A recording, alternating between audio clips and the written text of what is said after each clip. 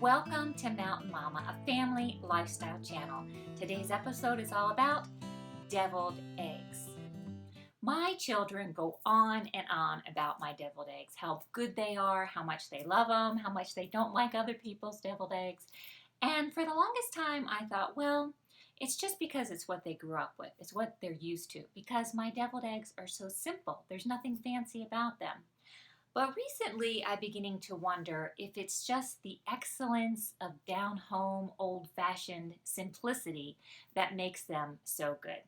As my daughter is getting ready to move away to college, she's going out of state to study for her master's degree, I recently asked her if there's anything she wanted me to show her how to cook before she moved away. And you know what she said?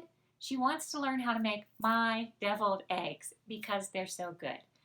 So that's what's on the menu today. But before I begin, there are a few things that I want to share with you.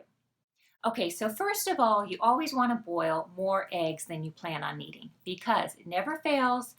When you are peeling those hard-boiled eggs, some of them are going to turn out just awful, so you want to have extra.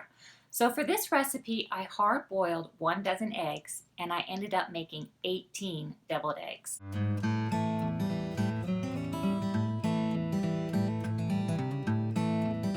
And then I'm just going to use the extra ones to eat or for salads or something like that. And the best way I found to hard boil eggs where it makes them the easiest for peeling is to put them in room temperature water, put them on the stove on high, and bring them to a full rolling boil. Once they reach that full rolling boil, let them cook for 15 minutes. Then turn off the heat, remove them from the heat, and let them cool in that water.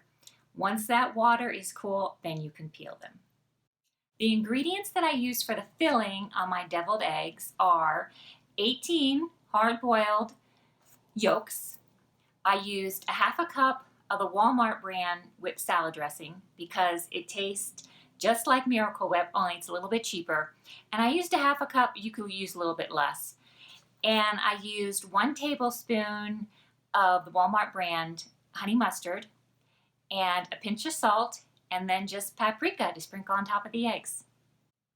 You can use one of these plastic containers for your deviled eggs. They work really nice. They travel really nice. This one holds 20, but I like to use my glass plate because it's so pretty. And that glass plate fits really nicely in one of these cupcake containers that I get from Walmart. And I really like these because that egg plate fits really nice in here, but this also fits a pie plate really nice. And you can stack these in your cooler or in your refrigerator.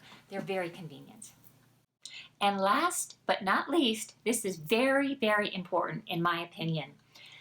The only way that deviled eggs are truly at their best is if they're very cold. So whenever I bring my eggs somewhere, I always bring a bag of ice to set those eggs on top of, even if I'm going to someone's house, because they might not have room in their refrigerator. So if I'm going to a potluck or a picnic or even someone's house, I will bring a bag of ice, and you can double it to make sure it doesn't leak. Set that bag of ice down, set the eggs on top of it, and that's going to assure that my deviled eggs are going to be eaten at their best when they're very cold. Okay, let's make these eggs.